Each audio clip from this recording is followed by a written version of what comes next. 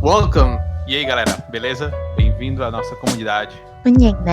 Welcome to our community. Hey, what's going on, guys? It is OGC here. Today we have a new video. Today it is all about waking up. So for this video, I'm going to probably be fuzzy at different points in time, but we are going to talk about the new troop awakenings and the new statistics that we can get for troops. So that means tomorrow we're going to be taking a closer look at the new rework for Tyrden. As far as all of her skills, we'll look at the Clash of Fate Paladin set. All of this stuff will help pretty much everyone in the world out against Lich. I think this is going to help out drastically going up against the skeleton meta that is out there now. So for today, let's jump in and we're going to take a peek at the new Awakened troops. So today we're just focusing on Awakened troops. Please keep in mind two things. Number one, I'm sharing my initial reaction. So I saw these pictures long enough to take screenshots. I haven't studied them. These are my first reactions. I love my first reaction videos. And second, these are still out on this is just arriving on the PTR realm. It is not on the main servers yet. Give it a couple weeks and we'll probably end up there. All that being said, we're just going to take it for what it is. These are subject to change before it reaches the main server. So first, we will start off in good fashion with those who have passed. So we're going to be looking at the Lich. So the first one is the Dire Broodmother, or if you guys hear me refer to it as the Dire Spiders. The Dire Spiders have something called Hive Rage, and it gives summoned spiderlings 30% increased attack speed. That alone is pretty massive, by the way. Also causes units attacked by the Dire Spiders to spawn an enraged spiderling with 100% bonus damage and 50% reduced health when they die. So basically what this spider does is it has more powerful actually, you know what? Can I literally just move myself over? Oh, whoa, we're moving that. Oh, look at that, guys.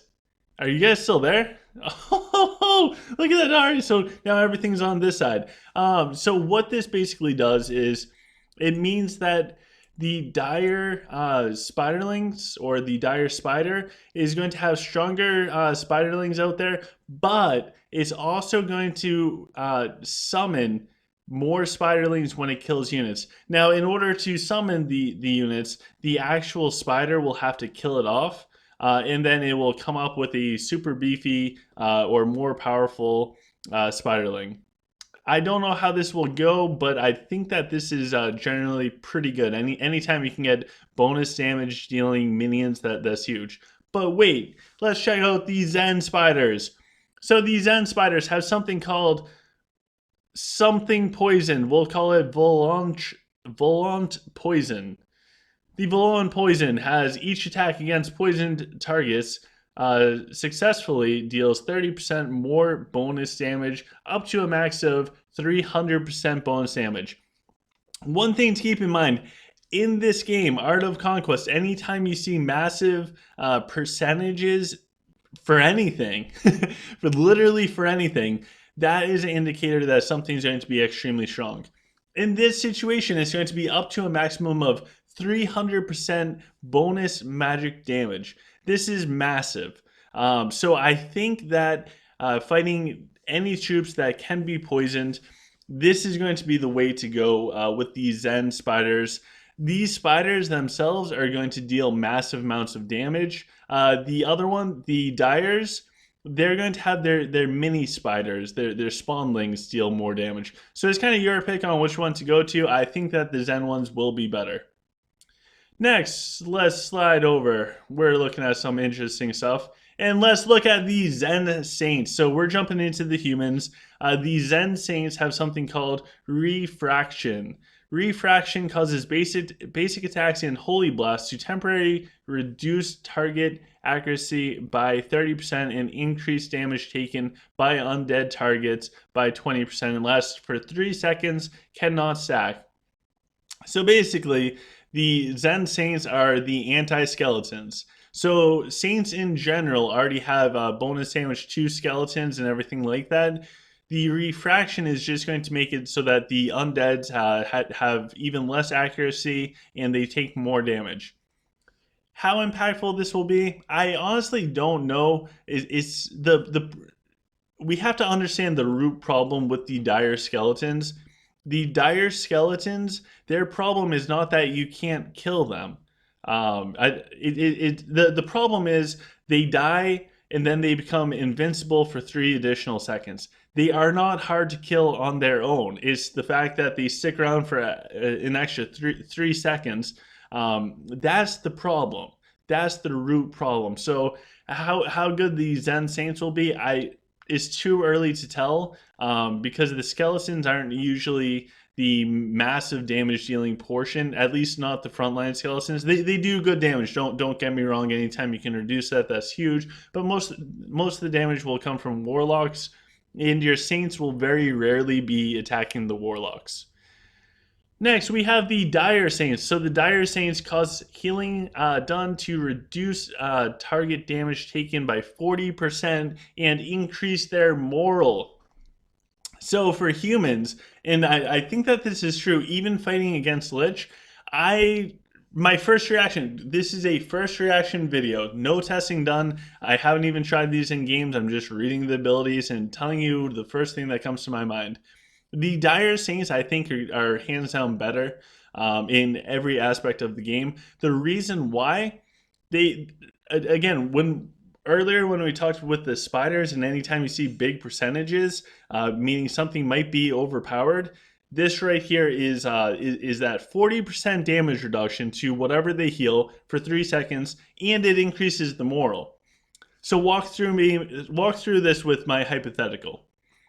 Most of the damage that will come, say from these spiders and or warlocks, a very good portion will be considered magic damage. If you have Zen swordsmen on the front line, which have a bonus 25% magic reduction, and when they have a moral boost, that goes to a 50% damage reduction. If you have Dire Saints, all of a sudden your swordsmen are going to take 40% less damage if they're the ones that are healed upon. And the unit itself will get increased moral, meaning they will have moral chains more often, meaning those Zen swordsmen are going to get that additional 25% magic reduction more often. That is a long explanation, but I do think that the Dire Saints, for pretty much any situation, is going to be really good. Of course, time will tell which is better, the Zen Saints or the Dire Saints versus Lich. We'll have plenty of time to test that. This is my first reaction, but in pretty much every situation, I can only think that the Dire Saints are better. If you take these Dire Saints and you put them with the Zen Spearmen, you can get moral chain after moral chain. Like this is gonna be nuts. I'm looking forward to this. So, anyways, and maybe that will be a new thing for humans. Instead of swords and archers, you go with Dire Saints and Zen Spearmen.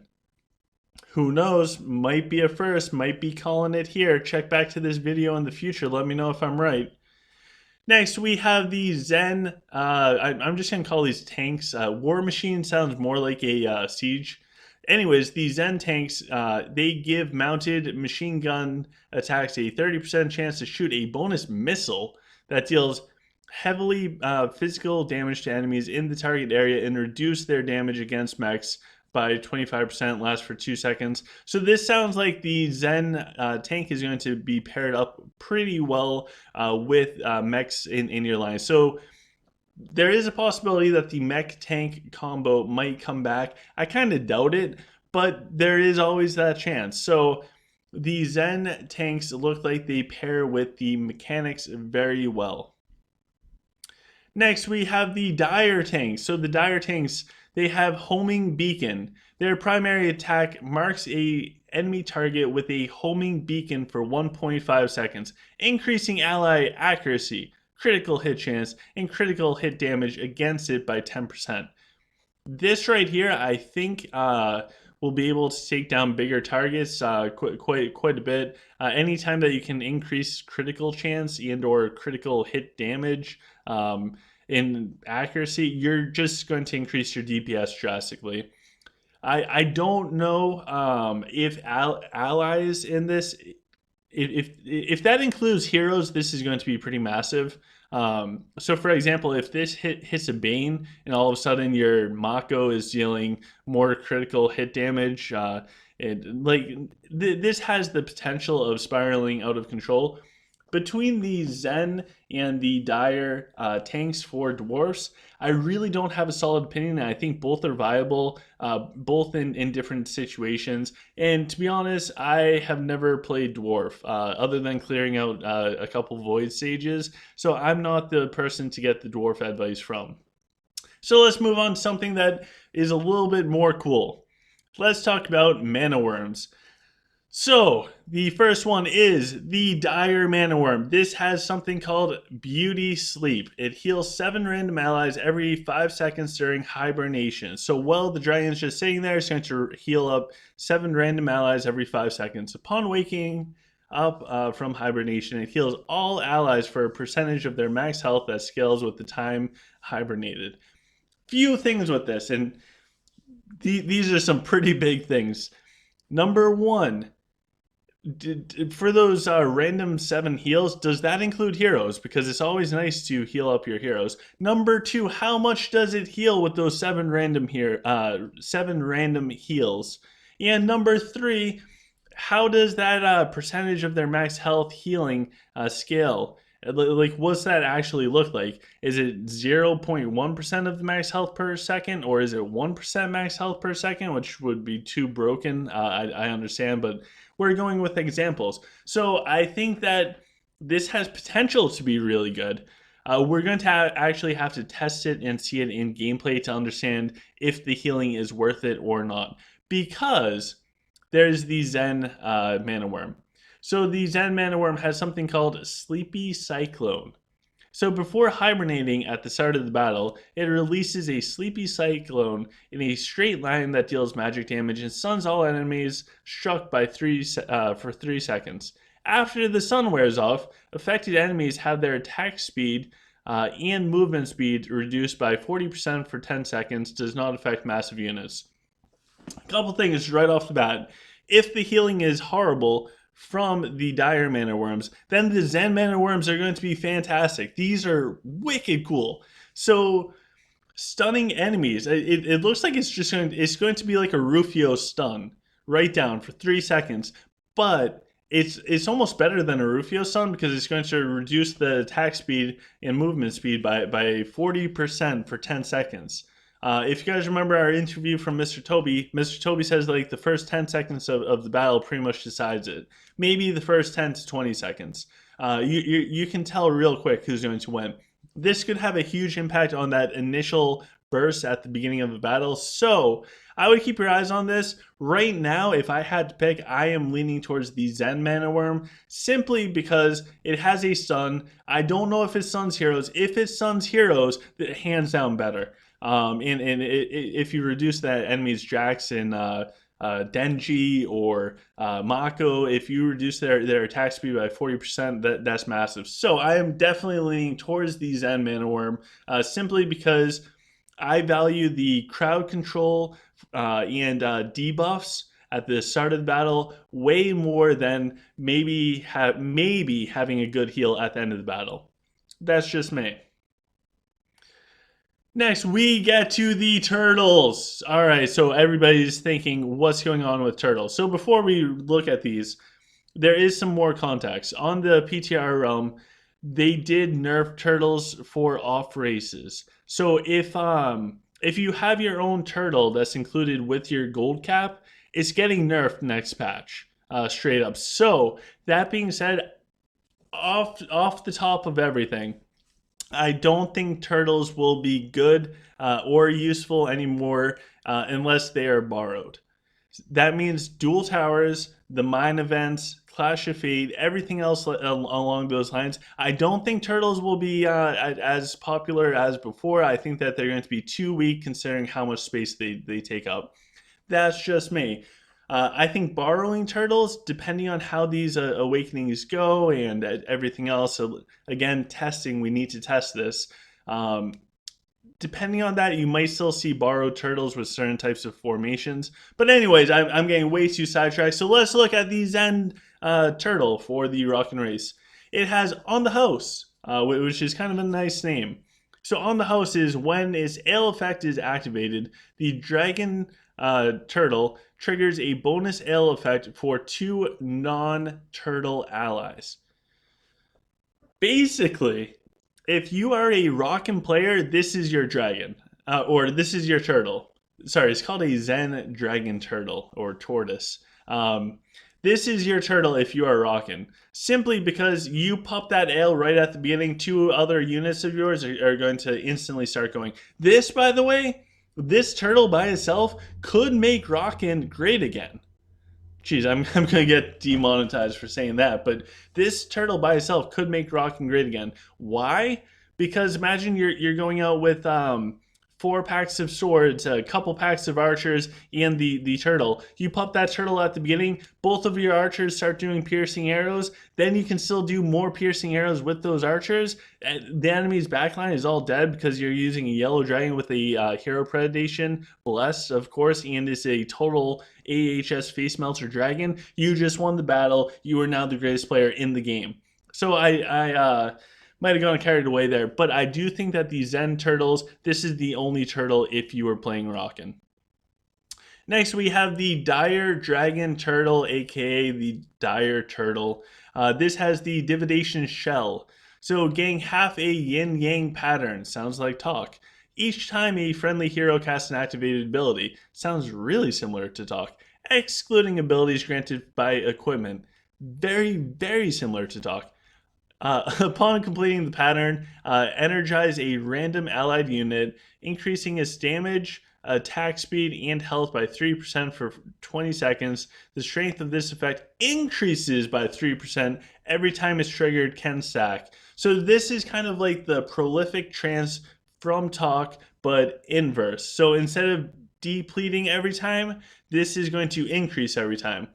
Basically, this is going to be the only option for a borrowed turtle, unless you play Rockin' and you're borrowing a friend's turtle and you're Rockin' for whatever reason.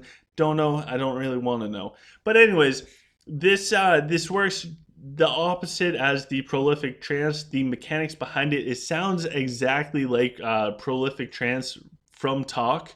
It just sounds like instead of having it cut in half every time, this is going to go up by 3% every time. So I think that's it for today for the Awakened troops. So in the comment section below, tell me which one of these you are looking forward to the most to trying out, and also let me know which one you're the most confused about. Honestly, I don't know these dwarf ones that well. So in the comment section, consider me being confused on the dwarf ones and what I'm looking forward to the most.